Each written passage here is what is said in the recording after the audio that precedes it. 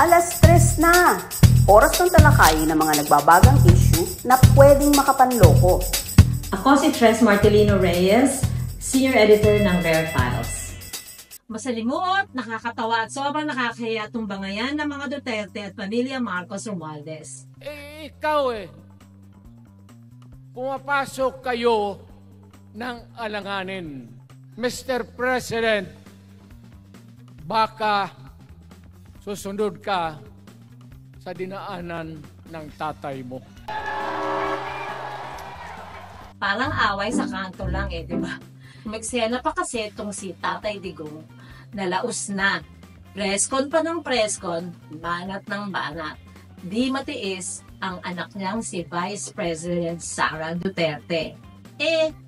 Kaya naman itong depensahan ng sarili niya. Mula nang tawagin na tambaluslos ni Sara without an H, si House Speaker Martin Romualdez noong 1 taon pa, nabuking na totoo ang chismis. Ang unit team ay peke. Kasi nga naman, nangunguna sa mga survey si Sara para sa pagkapangulo sa halalan sa 2028. Atat na atat din tumakbo itong si Romualdez na pinsang buo ni Pangulong Bongbong Marcos. Noong umpisa, hindi nakikialam si Marcos sa gulo ng speaker at ng kanyang kaalyado daw na si Sara. Tahimik din ang dating Pangulong Rodrigo Duterte. Pero ngayon, labo-labo na. Sumali ang mga kamag-anak sa giyera at naging Marcos Romualdez laban sa angkang Duterte na ang lahat. Para silang mga aso't pusa. At tayo nakaabang kung saan at sino ang susunod na kakalmot. Illegal daw ang People's Initiative na isinusulong ni Romualdez.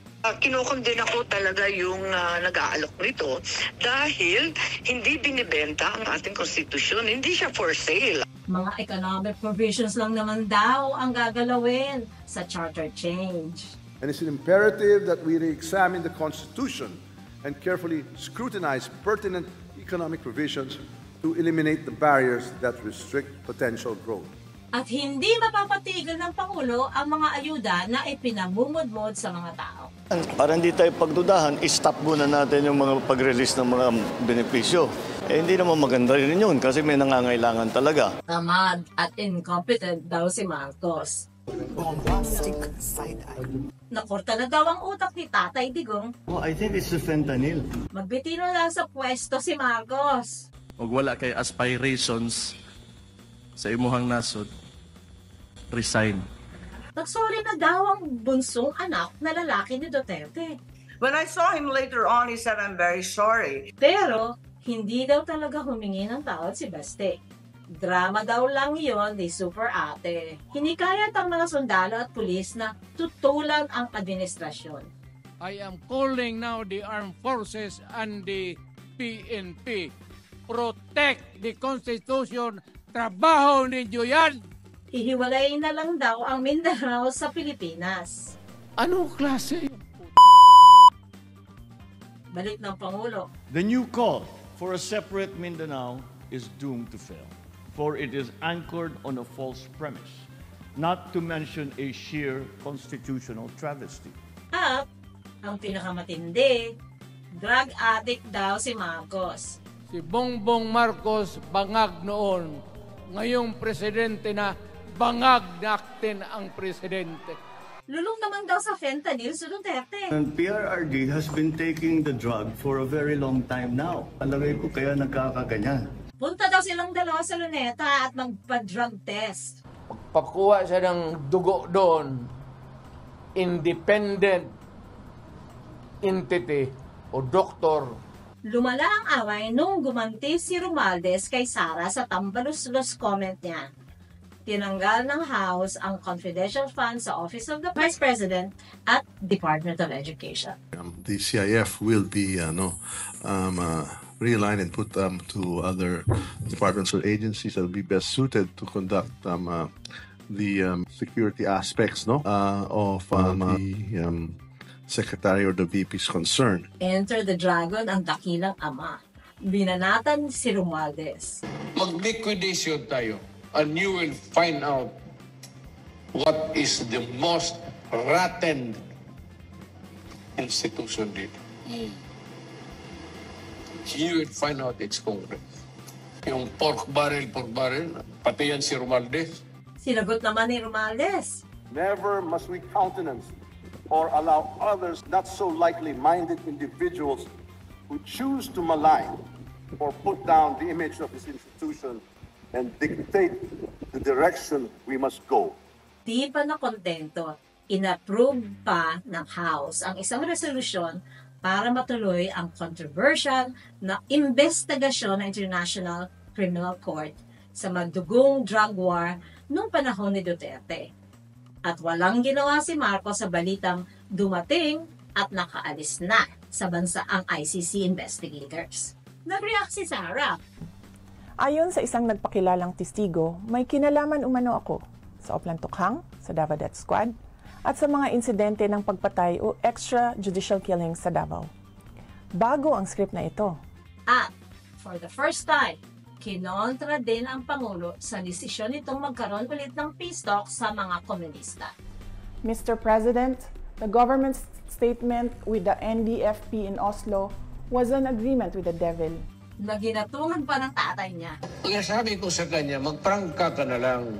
Itong intelligence fund na ito, gagamitin ko para sa utak ng Pilipino kasi ito ang target ko, kayong mga komunista nandyan sa Congress. May sariling drama din si Senator at Super Ate Amy Marcos. Sinuportahan ng mga Duterte. Di kasi niya type ang pinsan niyang speaker na anak ni Kokoy na kapatid ng nanay niya. Siya nag-umpisa, nung inugali ko yung ugali niya, umiiyak siya. Nakakatawang panoorin. Para silang mga bata na nag-aagawan sa lollipop. Ang masakit lang ay matatanda na sila. Hindi sila cute at lalong hindi candy ang pinag-aawayan nila. Kaya masakit tumawa. Sa gitna ng kabalbalang ito, dumalang na ang mga video na Marcos-Sara tandem na dating talamak sa internet. At dumami ang mga isnaban blues ng dalawang magkatunggali. Si Tatay Digong, di ba rin tumibigil? Biglang may show siya sa SMNI. Ang network ng kanyang spiritual advisor, si Apollo Kibuloy, na self-appointed son of God. Doon tinitira si Romualdez.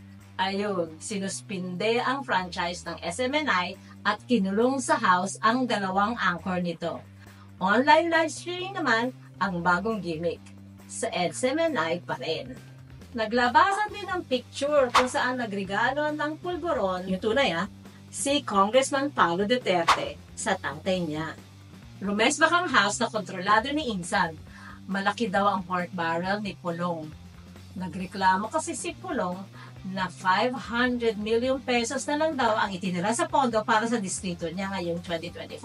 Ayun, lumabas tuloy na 51 billion daw pala ang nakuha niya ng 2020 hanggang 2022. Nag-schedule ng malaking rally ang administrasyon noong January 28 sa Quirino Grandstand.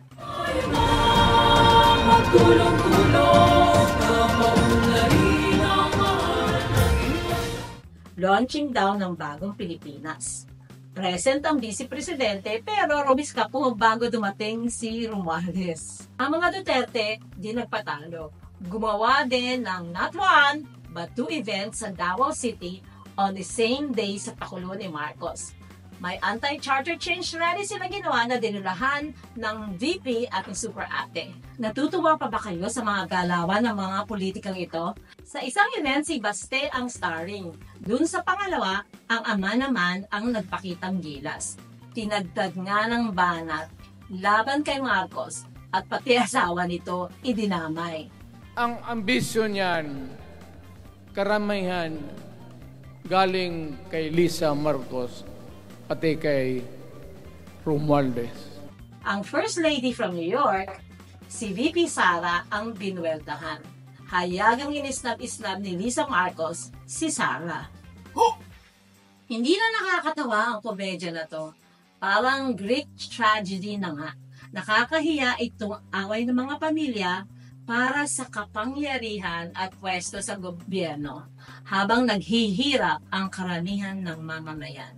Sagad hanggang sa buto ang kahihiyan na dulot ng pinakamatataas na leader natin. na pulburon at fentanyl ang inaatubag. Madlang people!